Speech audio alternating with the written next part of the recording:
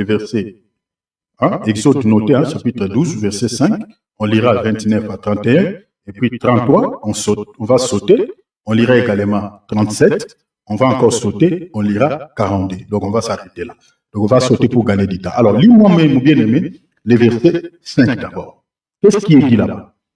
Suivez bien cette lecture parce qu'il y a quelque chose d'hyper important qui est caché dedans, qui est lié à notre salut. Allez-y, mon frère.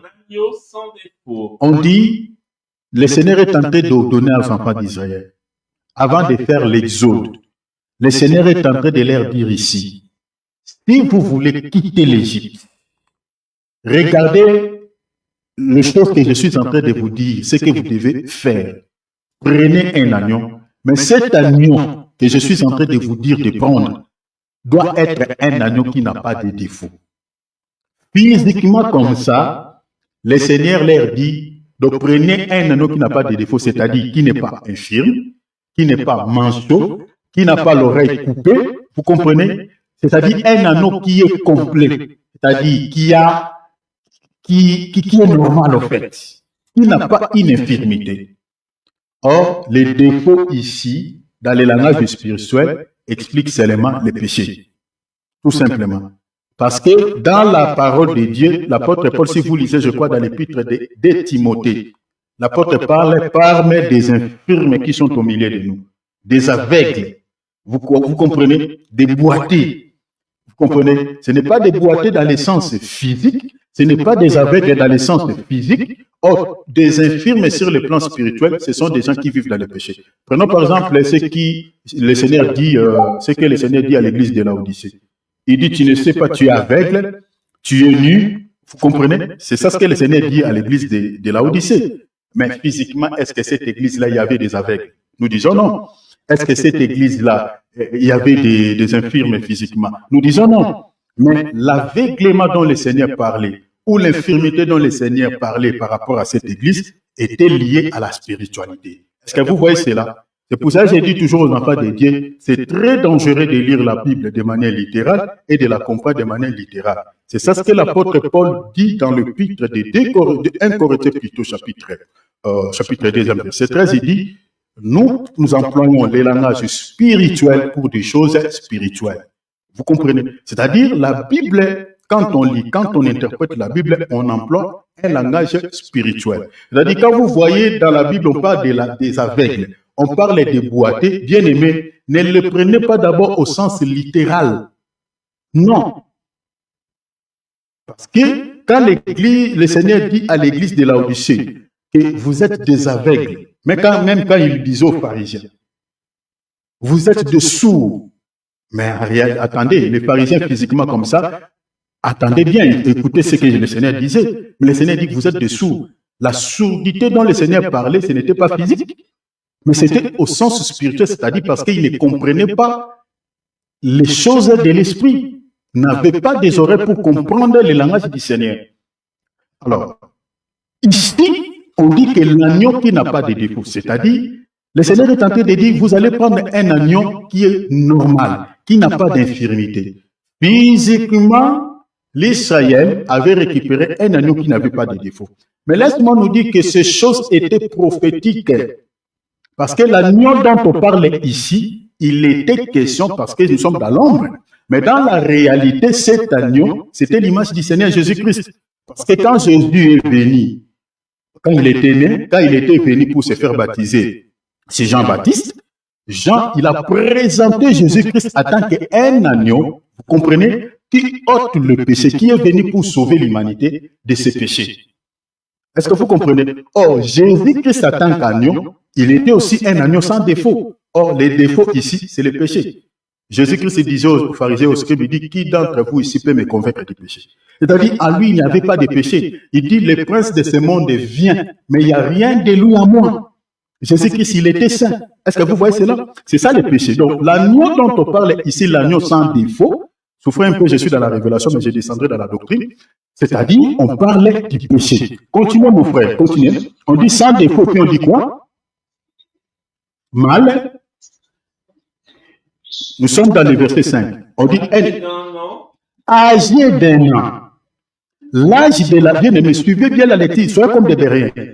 L'âge dont on parle de l'agneau ici, âgé d'un an. Cet agneau, en tant que l'image du Seigneur Jésus-Christ, l'âge de l'agneau ici représente tout simplement l'âge de la dispensation que le Seigneur, en tant que le véritable agneau, était venu inaugurer. Je suis dans Luc, chapitre 4, verset 18. L'âge de l'agneau, c'est-à-dire l'année de la grâce. Jésus était venu inaugurer une année de grâce. Vous voyez le véritable agneau. Jésus était venu inaugurer une année de grâce. Une année de grâce, c'est ça l'âge de l'agneau. Donc tel que nous sommes là, mes bien-aimés, nous sommes en train de traverser l'âge de l'agneau, l'année de la grâce, une année de grâce. Parce que cette année, Jésus est venu l'inaugurer à la croix. Il a inauguré cet âge à la croix. Et cela prendra fin, vous comprenez, à l'enlèvement de l'Église. Doit être âgé d'un an. Continuez, mon frère. On dit, vous pourrez prendre un agneau ou un chevreau. Ok. Allez directement dans les versets 29. Donc, vous comprenez, les bien-aimés est en retard. Laissez-moi l'avancer plus rapidement, s'il vous plaît.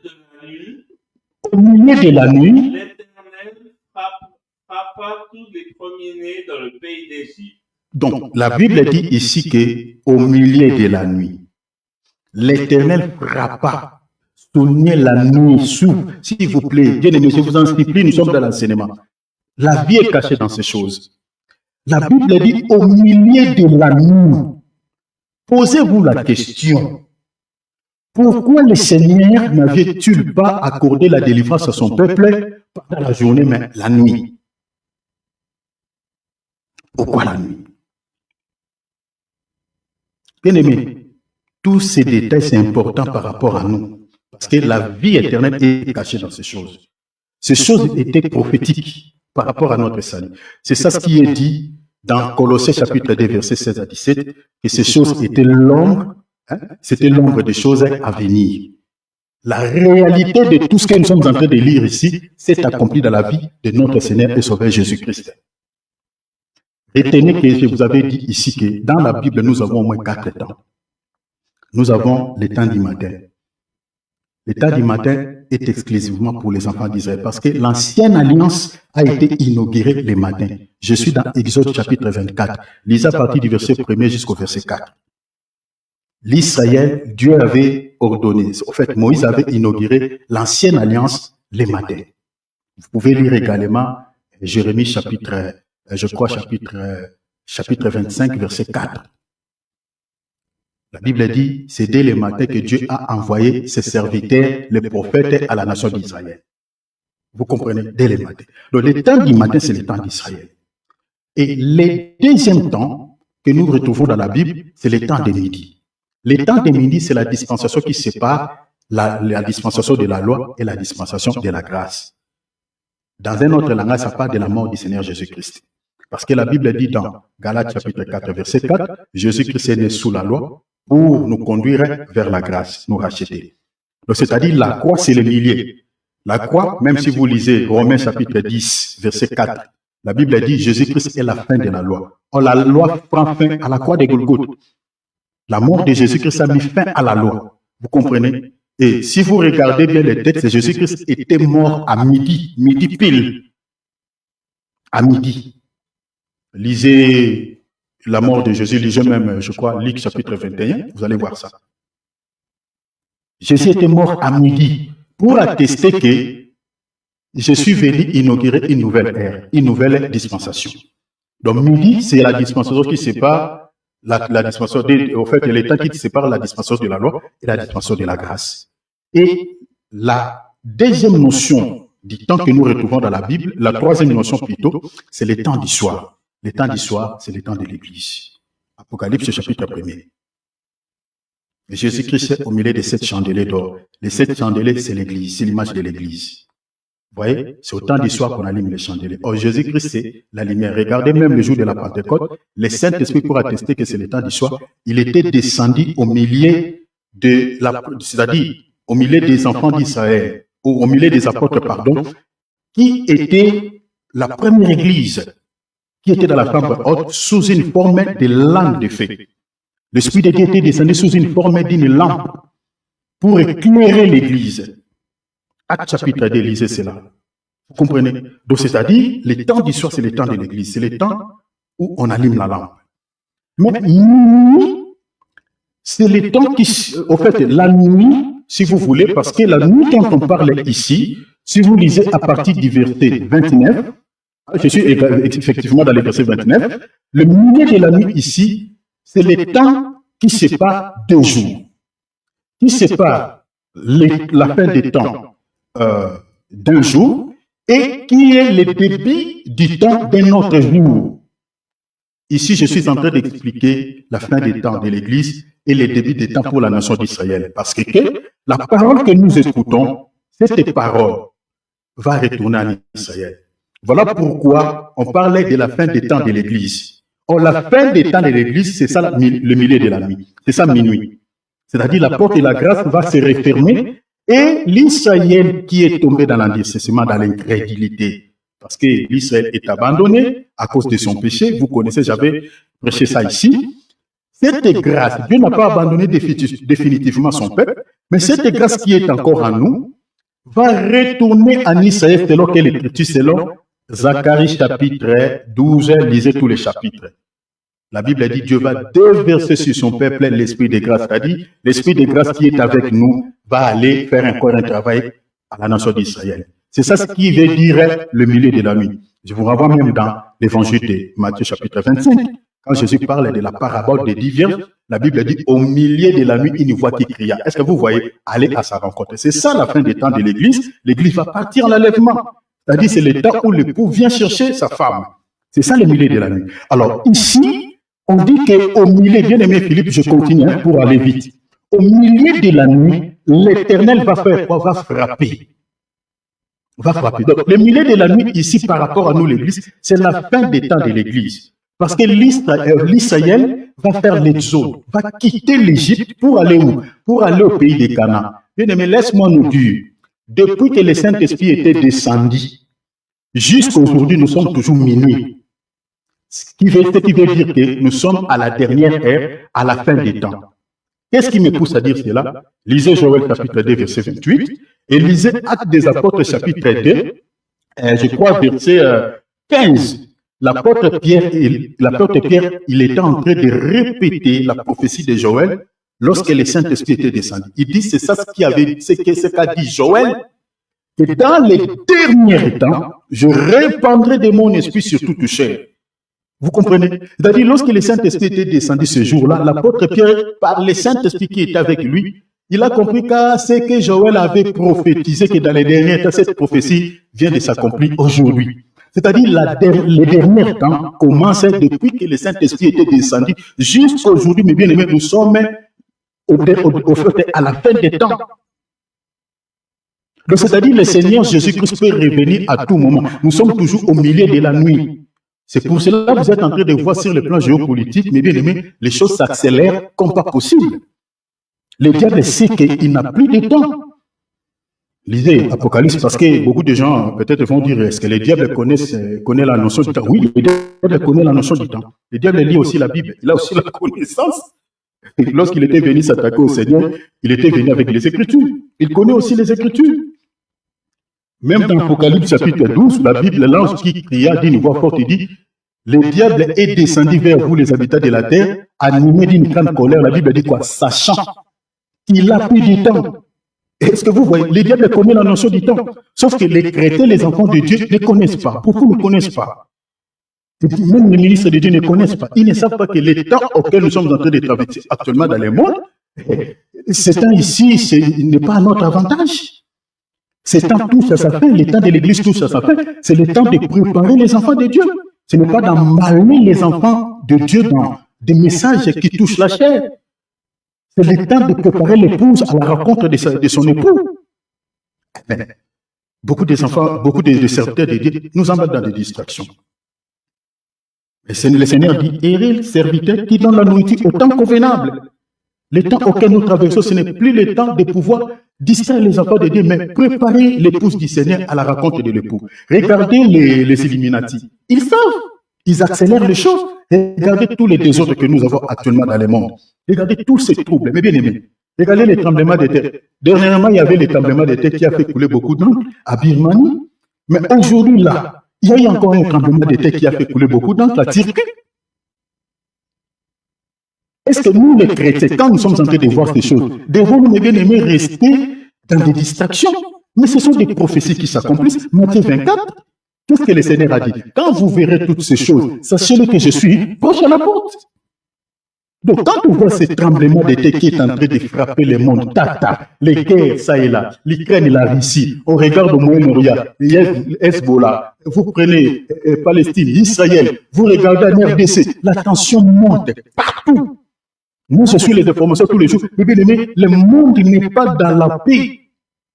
J'avais suivi une information ici en Suisse. L'État suisse est en train de préparer beaucoup de sommes d'argent pour, au fait, aider l'armée. Vous comprenez? Investir dans l'armée. Je dis, mais comment nos dirigeants investissent plus dans l'armement? On ne s'inquiète plus pour la vie des gens. Mais la réalité de ces choses est qu'ils savent pourquoi ils sont en train de s'investir dans l'armée. Parce qu'il y aura une troisième guerre mondiale. Mais cette troisième guerre mondiale, ça ne sera plus contre les nations, mais ça sera contre l'agneau qui viendra pour délivrer l'Israël. La guerre que nous appelons la guerre de Gog et Magog. Vous voyez cela? Mais le monde est en train de se converger vers un seul point commun qu'on appelle gouvernement mondial. C'est pour cela que vous êtes en train de voir les États-Unis, la grande puissance, s'imposent. Cette histoire-là de conflit économique nous amène dans ce point-là que je viens de vous dire, c'est le gouvernement mondial. Parce que les nations qui n'auront pas, parce que plusieurs nations comme beaucoup de pays en Afrique, n'ont pas la capacité de payer ces 50% pour exporter les histoires en Amérique. Beaucoup de païens sont pauvres. Maintenant, l'idée c'est quoi derrière cela? Pourquoi il y a de telles lois? Pourquoi on est en train d'imposer même des pays pauvres à payer des douanes un peu exorbitants comme ça?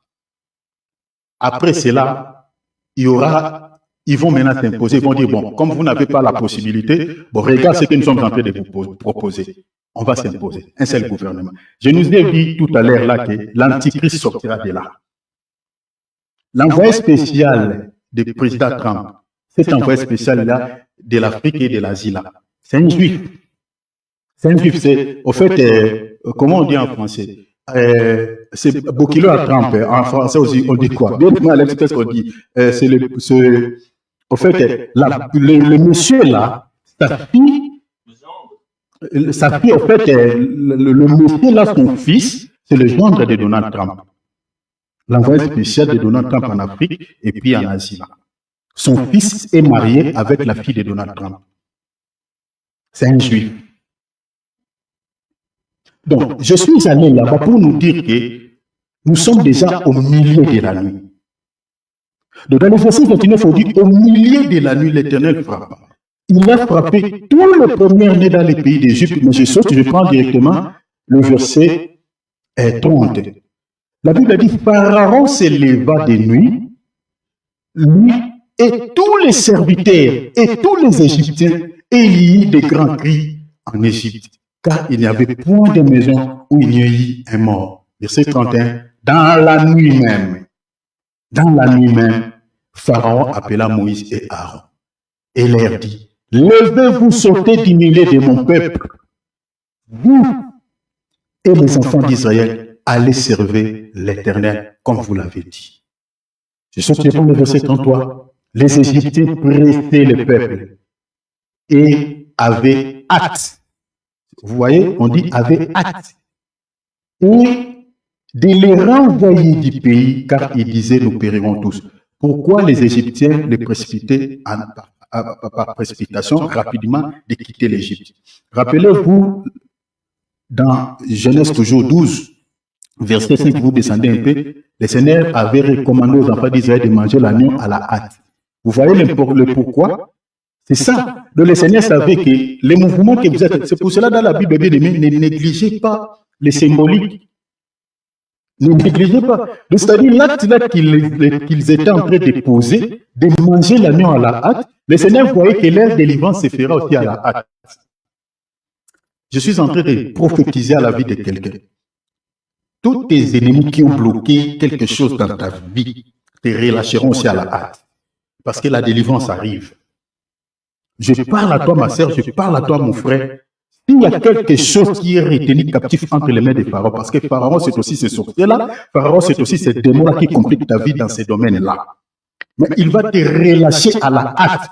C'est que toi aussi, tu as mangé l'agneau. La parole que vous êtes en train d'écouter là, c'est ça, manger l'agneau. Et cette parole t'accordera la délivrance rapidement. À la hâte, l'ennemi va te relâcher. Au nom de Jésus-Christ, je le déclare. Les enfants, les Égyptiens les ont précipités, les ont fait sortir à la hâte. Quitter l'Égypte. Regardez maintenant, c'est là où nous parlons maintenant du premier comptage. Je prends le verset 37. Les enfants d'Israël partirent de Ramsès pour Sukkot. Au nombre, la Bible dit d'environ 600 000 hommes et pieds. Regarde, la Bible dit sans les enfants. Dans d'autres traductions, on dit sans les enfants et les femmes. Donc, on a compté 600 000 hommes. On n'a pas compté les femmes, on n'a pas compté les enfants. C'est là où nous parlons du premier comptage. Et dans le premier comptage, on ne compte pas les enfants, on ne compte pas les femmes. Attention, je ne parle pas de la femme dans le sens physique, sur le plan physique. Je ne parle pas des enfants sur le plan également physique. Comme je vous ai dit tout à l'heure, quand on lit la Bible, attention, ne la comprenez pas au sens littéral. Parce que la Bible dit la lettre tue, mais l'esprit vivifie. Il faut comprendre la pensée de l'esprit qui est cachée derrière ce qu'on dit. On dit on a compté seulement les hommes et pieds. Dans d'autres traductions, on dit les hommes faits. Or, qui est un homme fait? Un homme fait, c'est un chrétien qui est spirituel. C'est un chrétien qui est mature. Je suis dans l'Épître aux Hébreux, chapitre 5. Lisez à partir du verset 11, vous descendez. Un homme fait, c'est celui qui a la capacité de discerner le mal et le bien. C'est un chrétien qui rejette la carnalité, qui ne vit pas selon la chair. C'est ça un homme fait. Ce sont ces gens-là dans nos assemblées locales qui composent le corps mystique de Jésus-Christ, c'est-à-dire dans l'église invisible du Seigneur Jésus-Christ, il n'y a pas de femmes, il n'y a pas des hommes et des enfants. Il n'y a que des hommes faits, c'est-à-dire des chrétiens spirituels. Les sorciers ne sont pas comptés. Les impudiques ne sont pas comptés. C'est ça les femmes. Parce que quand on parle de la femme, on parle de la chair. Parce que selon la Bible, la femme, c'est une créature ou un sexe faible. Or, quand on parle du sexe faible dans la Bible, on parle des faiblesses de la chair. Matthieu chapitre 26, verset 41, la Bible dit « L'esprit est bien disposé, mais la chair est faible ». Donc, quand on parle de la faiblesse, on parle de la femme, on fait référence à la chair. Et vous savez, quand on parle d'un enfant dans la Bible, c'est celui qui est au lait, c'est celui qui est charnel. 1 Corinthiens chapitre 3, verset 1 jusqu'au verset 3. C'est celui qui est dans le péché. Est-ce que vous comprenez l'essence de l'enfant? Vous comprenez l'essence d'être une femme selon le langage spirituel. C'est-à-dire, selon le langage spirituel, une femme ou un enfant, c'est celui qui est seulement dans les péchés ou qui vit selon le monde.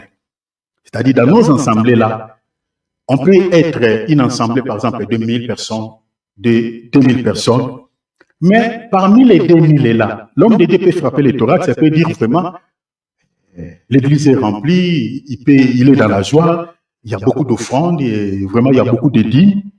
L'homme de Dieu s'est réjoui par rapport à cela, par rapport à l'effectif, parce qu'il y a des offrandes, il y a beaucoup d'offrandes, il y a beaucoup d'enveloppes, les gens font des dons, parce que l'église est remplie. Mais le Seigneur peut s'inquiéter si dans le corps invisible de Jésus-Christ, toutes ces personnes-là ne s'y trouvent pas. C'est ça l'inquiétude. Beaucoup des hommes de Dieu, c'est pour cela, dans l'église, les hommes de Dieu doivent veiller à l'évangile qu'ils donnent. Parce que si c'est l'évangile qui est prêché dans nos assemblées ne cible pas l'âme, dans l'église invisible, il n'y aura personne. L'église sera remplie de chrétiens charnels, de chrétiens religieux. La manière dont les gens se comportent, la manière dont les gens s'habillent dans nos assemblées, cela peut aussi expliquer l'état d'âme des gens. Parce qu'un chrétien qui est converti réellement, son âme est délivrée du péché, je parle ici de sœurs, ne peut pas s'habiller de manière sexy. Non du tout. Parce que la Bible dit que la femme doit s'habiller de manière décente. C'est ça qui est dit dans la Bible. Moi, je ne sais pas si ces versets-là, certains hommes de Dieu ne les savent pas ou certains chrétiens ne les savent pas. Regardez comme nous sommes en train d'aller en été ici. Regardez dans nos assemblées, là, la manière dont les gens vont s'habiller. Moi, j'ai dit, est-ce que nous avons... On ne voit pas. La parole de Dieu n'a pas... Il n'est pas question de culture. Non, la parole de Dieu, c'est la code de la route de tous les chrétiens. Africains, européens, asiatiques, américains. La parole de Dieu, c'est la code de route, c'est le code de route de tous les chrétiens. La Bible dit, les femmes doivent s'habiller de manière décente. Si tu es une fille de Jésus-Christ, tu dois t'habiller de manière décente. Là, je parle des sœurs et les frères aussi. J'ai été scandalisé un jour, on était allé chez un homme de Dieu aller faire un travail. J'ai été scandalisé, la manière dont l'homme de Dieu était habillé, j'étais scandalisé. Donc, le travail qu'on était en train de faire, il fallait ça, se rallonger un peu, descendre, tout ça. Et quand l'homme de Dieu a essayé de descendre, bien, j'ai vu tous ces derrière étaient dehors. Vraiment, j'étais choqué par rapport à cela. La coiffure, tout ça. Donc, notre manière de se comporter peut aussi expliquer notre état d'âme. Peut être l'explication de nos états d'âme. Donc, vous comprenez que, mes bien-aimés, ça c'est très important. Et ici, la Bible dit qu'on n'a compté que des hommes. Et j'ai dit que selon l'Épître aux Hébreux chapitre 5, à partir du verset 11, celui qui est un homme, c'est celui qui est spirituel. C'est celui qui n'est plus au lait. C'est celui qui n'est plus charnel. C'est celui qui a rejeté le monde, qui vit selon la parole. Et ça, c'était le premier comptage. Parce que nous parlons de 3 comptages pour atteindre Canaan. C'est-à-dire, nous quittons l'Égypte, ça c'est le premier comptage. Dans les déserts, on va compter encore ceux qui sont capables de transporter les armes, de porter les armes. Et c'est ça que je parlerai le samedi. C'est là où on paye les coûts de l'enlèvement. Et ça, ce n'est pas facile. Hein? En tout cas, je vous demande, mes bien-aimés, demandez à Dieu qu'il vous donne le temps. Le samedi, je vais vous expliquer, en tout cas, ces choses avec tous les détails que le Seigneur m'a donnés.